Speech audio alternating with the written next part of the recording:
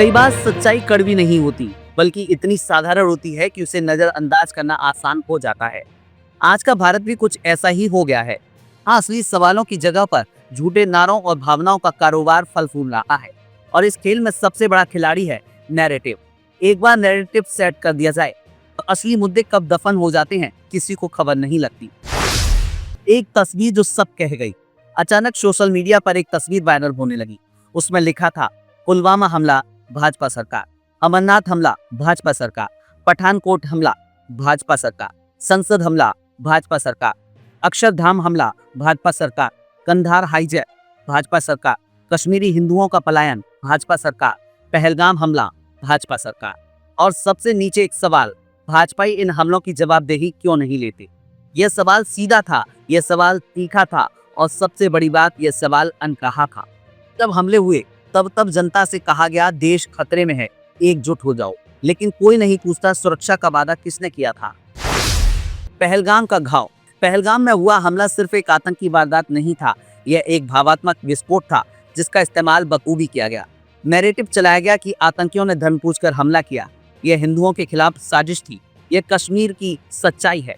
इसके बाद social media, TV debates, news portals, सबने इसी कहानी को आगे बढ़ाया। कश्मीर और मुसलमानों को निशाना बनाया गया, लेकिन सवाल गायब थे। धर्म पूछने का सबूत क्या है? सुरक्षा चूक कहाँ हुई? हमले के पीछे असली नेटवर्क कौन है? यह वही तकनीक थी, भावनाओं से सवालों को दबा दो। सिंधु का पानी, सपना या धोखा? जब भावनाओं का तापमान चढ़ा तो एक और खबर छोड़ी गई। भारत पाकिस्तान को सिंधु नदी का पानी देना बंद करेगा। हर चैनल, हर एंकर, हर पोस्ट बस यही चिल्ला रहा था। लेकिन क्या किसी ने सोचा भारत सिंधु जल संधि तोड़ सकता है? क्या इससे भारत अंतर्राष्ट्रीय मंच पर फंस नहीं जाएगा? यह कूटनीति और कानूनी जाल नहीं बनेगा? असलियत यह थी कि सिंधु जल संधि को तोड़ना इतना आसान नहीं है। यह 1960 का विश्व बैंक की गारंटी वाला समझौता है। इस पर अंतर्राष्ट्रीय कानूनों की निगरानी है। फिर भी खबर फैलाई गई क्योंकि नैरेटिव सेट करना था। शोएब अख्तर और नैरेटिव का खेल। इसी बीच एक और मोर्चा खुल गया पाकिस्तान से। शोएब अख्तर, पाकिस्तान के पूर्व क्रिकेटर, ने भारत पर आतंकवाद फैलाने का आरोप लगाने वाला वीडियो जारी कर दिया। यह वीडियो पाकिस्तान में तो फैला ही, लेकिन भारत में भी चर्चा का विषय बन गया। कांग्रेस प्रवक्ता सुप्रिया सीनेत ने फौरन इस प्रोपोगेंडा का एक्सपोज किया। वही शोएब अख्तर की तस्वीरें शेयर की, जहां वे भारत के खेल मंत्री अनुराग ठाकुर और जय शाह के साथ हंसते मुस्कुराते दिखे थे। यानी जब रिश्ते अच्छे होते हैं तब सब दोस्ती दोस्ती खेलते हैं, और जब मौका मिलता है तो वही लोग भारत को बदनाम करने लगते हैं।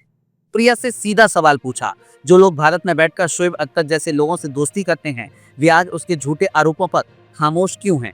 क्या सिर्फ नैरेटिव सेट करना ही मकसद है? यह उदाहरण भी दिखाता है कि किस तरह से भावनाओं का इस्तेमाल कर जनता को असली मुद्दों से भटकाया जाता है। नफरत का बाजार।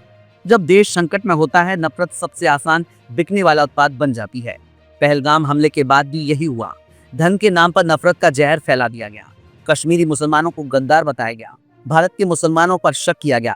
कश्मीर को अलगाववादी राज्य कहने की कोशिश की गई, जबकि सवाल होना चाहिए था, हमले की जिम्मेदारी किसकी थी?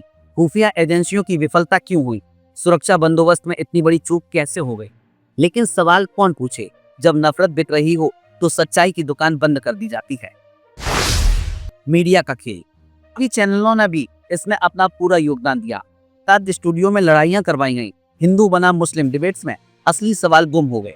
पहलगाम हमले के बाद एक भी डिबेट में ना तो सुरक्षा नीति पर चर्चा हुई, ना ही खुफिया तंत्र की विफलता पर। बस धर्म धर्म धर्म। क्यों? क्योंकि नफरत की टीआरपी मिलती है, सवाल पूछने से टीआरपी घटती है। कौन है असली दोषी? जब देशवासियों का ध्यान बटाया जा रहा हो तो असली गुनहगार आराम से बच निकलते हैं। पहलगाम हमला हो या संसद हमला, हर बार सवाल वही होते हैं। सुरक्षा में चूक किसकी थी? आतंकियों को इतनी आजादी कैसे मिली? जिम्मेदारी किसने ली? लेकिन हर बार जवाब एक ही आता है, अभी सवाल मत करो, देश संकट में है। और जनता भी भावनाओं में बहकर सवाल करना भूल जाती है। सवाल पूछने वालों का अपराध। आज अगर कोई सोशल मीडिया पर पूछे पहलगाम में चूक किसकी थी, सिंधु जल समझौता तोड़ने की योजना असल में क्या है, शोएब अख्तर जैसे लोग कब से देशभक्ति के ठेकेदार बन गए, जो उसे देशद्रोही कह दिया जाता है। क्यों? क्योंकि सत्ता को सवाल नहीं पसंद। सत्ता को सिर्फ तालियां चाहिए, नारे चाहिए, भक्ति चाहिए। सोचने वाले नागरिक नहीं, बस भक्त चाहिए। उम्मीद बाकी है, लेकिन हर अंधेरे में कुछ चिंगारियां भी होती हैं। कुछ लोग अब भी सवाल पूछ रहे हैं, कुछ युवा अब भी कह रहे हैं, हमें सुरक्षा चाहिए, नफरत नहीं। हमें जवाब चाहिए, भावनाओं का जहर नहीं। हमें असली मुद्दे चाहिए, नकली नैरेटिव नहीं। ये लड़ाई कठिन है, लेकिन अगर सवाल पूछने की आदत बच गई तो शायद एक दिन सच्चाई भी जीत जाएगी। जी नमस्कार, मैं अजय वर्मा और आप देख रहे हैं न्यूज नशा। एक ऐसा मुद्दा, टॉपिक, इशू जो पिछले 1.5-2 महीनों में हम आपके साथ रोज डिस्कस करते थे या आप रोज मीडिया में देखते थे, ट्रेडिशनल टेलीविजन या प्रिंट मीडिया में, और आज की तारीख में हम उससे थोड़े दूर हो गए हैं क्योंकि एक नया मुद्दा आ गया।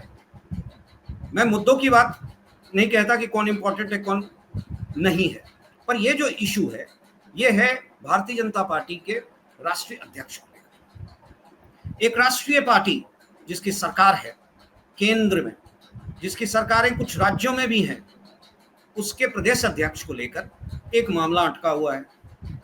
भारतीय जनता पार्टी जो पॉलिटिकल पार्टी है और उसके गार्जियन पार्टी जो कि राष्ट्रीय स्वयं संघ है।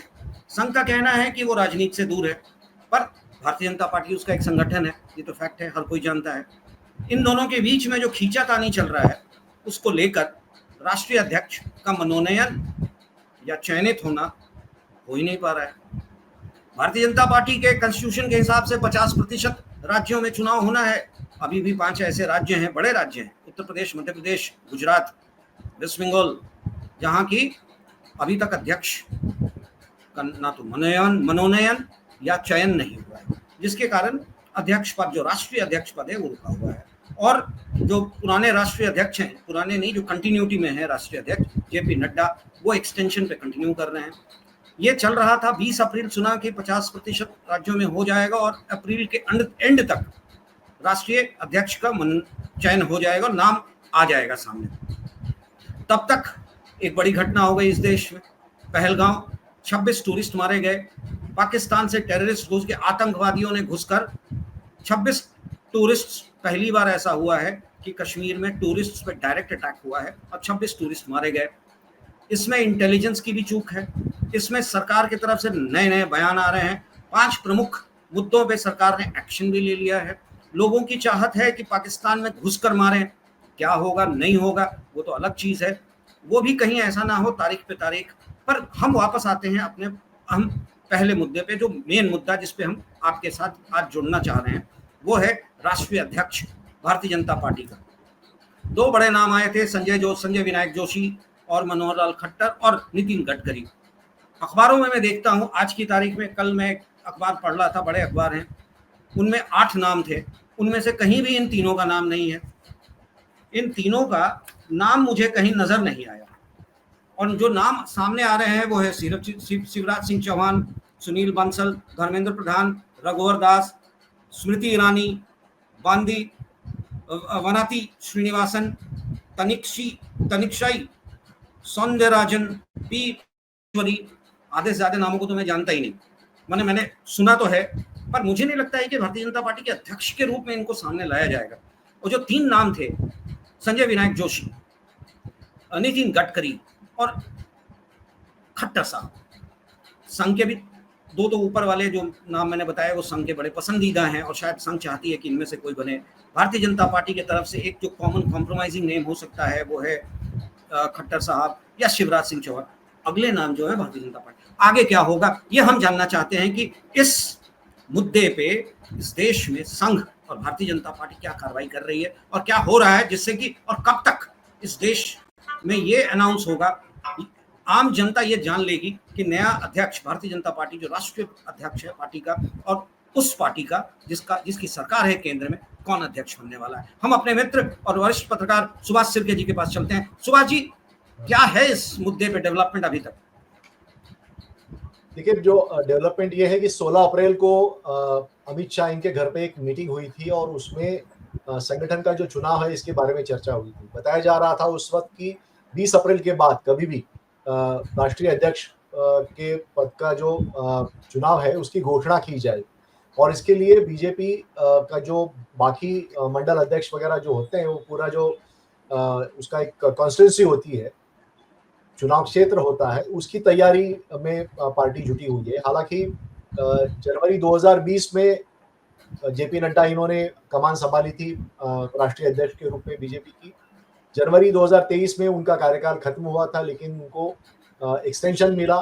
24 में चुनाव थे, इसलिए भी उनको एक्सटेंशन मिला। लेकिन जो लग रहा था कि चुनाव होने के बाद, लोकसभा चुनाव होने के बाद तुरंत राष्ट्रीय अध्यक्ष का जो चयन है, उसका चयन हो जाएगा, लेकिन ऐसा हुआ नहीं, क्योंकि इसमें नरेंद्र मोदी, अमित शाह कैंप और आरएसएस जो मोहन भागवत सरसंघ चालक ये लीड कर रहे हैं, इनमें मनमुटाव है, इनमें मतभेद है।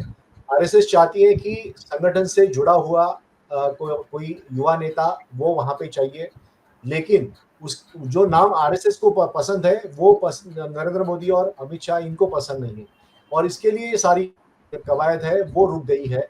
लेकिन जहां तक मेरी जानकारी है, मंडल अध्यक्ष जो है उनके चयन हो गए हैं। महाराष्ट्र की अगर हम बात करें तो शिरडी इलाके में कल एक वहां पे पोस्टरबाजी हुई थी।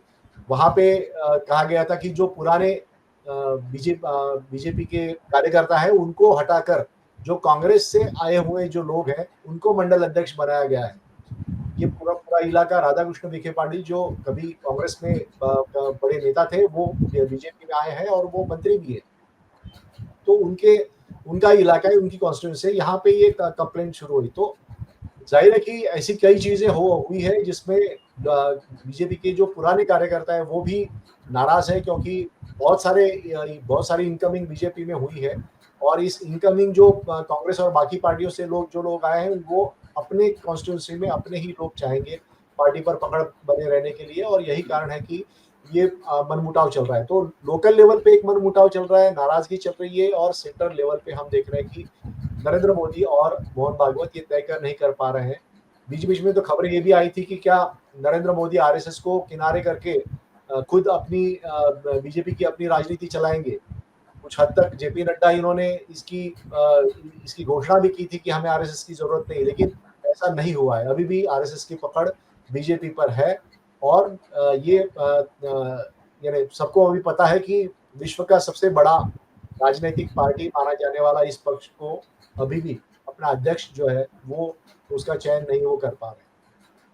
नहीं, मेरा सवाल इसलिए आज की तारीख में मैंने इसको उठाया कि राष्ट्रीय अध्यक्ष पे इनका कोई भी दोनों संघ और भारतीय जनता पार्टी के बीच में कोई ब्रिज नहीं बन पा रहा है, और ये मुद्दा मुझे नहीं लगता है कि अप्रैल एंड तक जो बातें चल रही थी वो शांत हो पाएगा। मई कितने दिन और खींचेगा राष्ट्रीय अध्यक्ष का मुद्दा, और कब तक एक्सटेंशन करेंगे जेपी नड्डा साहब, ये कहना बड़ा मुश्किल है। क्योंकि आज की तारीख में जो एक बड़ा मुद्दा आ गया है ना, पहलगाम को लेकर, जिसपे भारतीय जनता पार्टी और संघ दोनों ही एक मत हैं, क्योंकि ये मुद्दा राष्ट्रीयता, ये मुद्दा कहीं ना कहीं दोनों को अपील करता है, और भारतीय जनता पार्टी के लिए बहुत अच्छा एक मौका है आरएसएस के मुद्दे को आगे बढ़ाना का। शायद इस पे कोई कॉम्प्रोमाइज तो नहीं, मैं कह रहा हूं ये नहीं होना चाहिए, पर एक मुद्दे को लेकर दूसरे मुद्दे को गौन करना और फिर उस मुद्दे पे लौटकर पहले पुराने मुद्दे के कारण अपनी बात मनवाना, ऐसी कोई चाल भी हो सकती है। देखिए, इसमें सवाल ये है कि पार्टी का जो प्रमुख पद है वो किसके हाथ में रहेगा, किसके कैंप में रहेगा, क्योंकि ये जो पार्टी अध्यक्ष है उसके नेतृत्व में 2029 का लोकसभा चुनाव होने जाएगा। नरेंद्र मोदी खुद सितंबर में 75 साल उनके पूरे हो रहे हैं। ऐसे में क्या उन्होंने जो यार्डस्टिक बाकी नेताओं को लगाई थी कि 75 के बाद उनको मार्गदर्शक मंडल में भेजना चाहिए, तो ऐसे ही क्या वो खुद मार्गदर्शक मंडल में रहेंगे, और उनके बाद क्या अमित शाह और या योगी आदित्यनाथ या फिर हमारे यहाँ से नितिन गडकरी या फिर देवेंद्र फडणवीस जाएंगे, इसके बारे में कोई अभी बात नहीं है। चर्चा भी चल रही है, लेकिन वो बीजेपी के अंदर की बात चल रही है। तो ऐसे में अध्यक्ष पद का जो नेता होगा, जो भी वहां पे बैठा हुआ होगा, उसका फैसला जो है वो बहुत महत्वपूर्ण होगा, और यही कारण है कि आरएसएस वहां पे अपना आदमी बिठाना चाहती है जो नरेंद्र मोदी और अमित शाह इन कैंप को पसंद नहीं है। तभी मैं देख रहा था कि 3 दिन पहले जागरण में खबर थी कि बीजेपी का शीर्ष नेतृत्व पे अभी भी पसोपेश में है अभी फैसला नहीं हुआ है और 15 दिन के बाद इसके बारे में कुछ फैसला होने की संभावना जताई जा रही है। तो इसका मतलब है कि अखबारों में खबरें आ रही हैं, लेकिन जो आधिकारिक रूप में बीजेपी की तरफ से कोई कुछ भी नहीं। बात नहीं की जा रही है। ये क्यों नहीं हो रहा है? क्या बीजेपी को ये मुद्दा इतना महत्वपूर्ण नहीं लगता? या फिर कभी बीजेपी ने ये भी कहा था कि शिवसेना का अध्यक्ष जो है वो तय नहीं हुआ था जब महाराष्ट्र में पूरा राजनीतिक संकट आया था, उस वक्त बीजेपी ने शिवसेना के अध्यक्ष पद के बारे में बहुत सारी चर्चाएं की थी। तो जाहिर है कि उनके बारे में भी चर्चाएं होगी। तो ऐसे में बीजेपी को सामने आके बताना चाहिए कि इसके बारे में क्या क्या चल रहा है। दूसरा ये कि बीजेपी जैसी पार्टी जो सत्ता में है, ऐसी पार्टी में इस तरह का अगर एक एक दूसरे को रस्साकशी हो रही है, तो मुझे लगता है कि इसका असर फिर वो एडमिनिस्ट्रेशन पे भी होता है। जाते जाते एक छोटा सा सवाल आपसे मैं जानना चाहूंगा कि ये जो पहलगांव की घटना हुई है उस पे संघ का क्या विचार है? आपकी तो बातें संघ के लोगों से होती रहती है, संघ का क्या कहना है? What should be the action, how should the government act? Modi की सरकार को किस तरीके से इसको लेना चाहिए? क्योंकि आम जनता जो चाह रही है, संघ भी शायद उस मुद्दे पे उनके साथ है, जहां तक मेरी जानकारी है। आप बेहतर बता पाएंगे संघ का क्या कहना है कि पहलगांव के मुद्दे पे और पाकिस्तान के मुद्दे पे संघ क्या सोचता है, क्योंकि ये बड़ा मुद्दा है। संघ का जो रिस्पांस है वो तो आरएसएस चीफ ने क्लियर किया है। उन्होंने स्पष्ट रूप से कहा है कि धर्म और अधर्म की ये लड़ाई है और इसमें हमारे पास जो भी ताकत है उसको दिखाने का समय आ गया। ये आरएसएस ने जाहिर रूप पे उन्होंने ये बात कही है, आरएसएस ने अपनी भूमिका स्पष्ट की है। लेकिन दूसरी तरफ उन्होंने बंगाल और बिहार में जो चुनाव है उसके लिए भी काम करना शुरू किया है और उसके लिए उनको लग रहा है कि ये जो मुद्दा है इसको लपक कर हिंदू मुस्लिम का जो मुद्दा है वो पूरा बंगाल और बिहार में फैलाने के लिए उनका आईटी सेल और बाकी जो कार्यकर्ता है वो भी पूरी तरह से कोशिश कर रहे हैं और प्रचार जो है वो शुरू हो गया है, जिसकी लीडरशिप खुद प्रधानमंत्री नरेंद्र मोदी कर रहे हैं। तो ये जो मामला है वो वहाँ पे बिहार और जो बंगाल है वहाँ पर बीजेपी अभी तक पूरा कब्जा नहीं कर पाई है, उस क्षेत्र को जीत नहीं पाई है, उन राज्यों को जीत नहीं पाई है।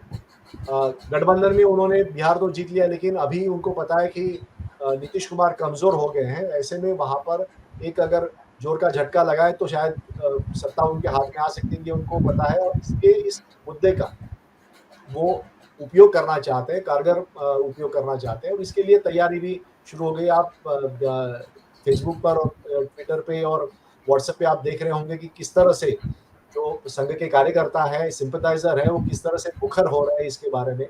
और नरेंद्र मोदी या फिर अमित शाह इनकी इस्तीफा मांगने के बजाय वो मुसलमानों को ही कोस रहे हैं और बाकी जो पुरोगामी जिसको हम कहते हैं, प्रोग्रेसिव लोग कहते हैं, उनको कोस रहे हैं कि वो मुसलमान को ज्यादा तवज्जो देते हैं। तो ये मामला जो है दोनों तरफ से चल रहा है और यानी दोहरी नीति जो है वो बीजेपी अपना रही है, आरएसएस अपना रही है। एक और छोटी सी बात, विपक्ष हमेशा खिलाफ रहता है सरकार के, पर कल के ऑल पार्टी मीटिंग में जब विपक्ष ने खुलकर साथ दिया और कहा कि आपको जो करना है करें, हम आपके साथ हैं, इसके पीछे क्या एंगल हो सकता है? क्या वो देखना चाह रहे हैं, परखना चाह रहे हैं कि मोदी जी क्या करने जा रहे हैं, या फिर उनको भी समझ में आ गया है कि राजनीति किस करवट ले रही है?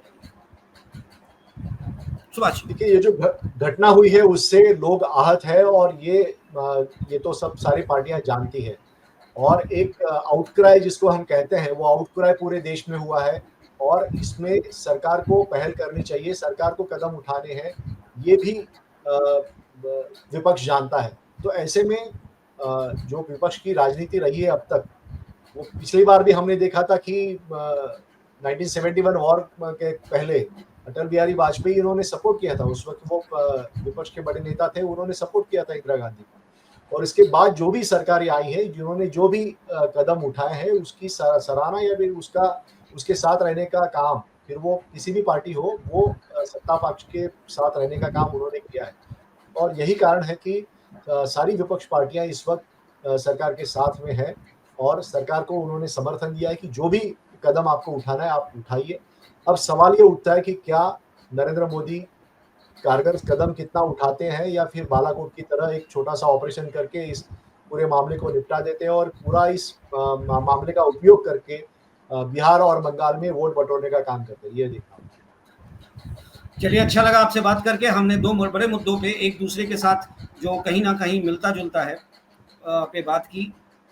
इंतज़ार है कि संघ का ये भारतीय जनता पार्टी का राष्ट्रीय अध्यक्ष कब तक उसके नाम का खुलासा होगा और कब तक मोदी जी पहलगांव को रियल ट्रिब्यूट देते हैं।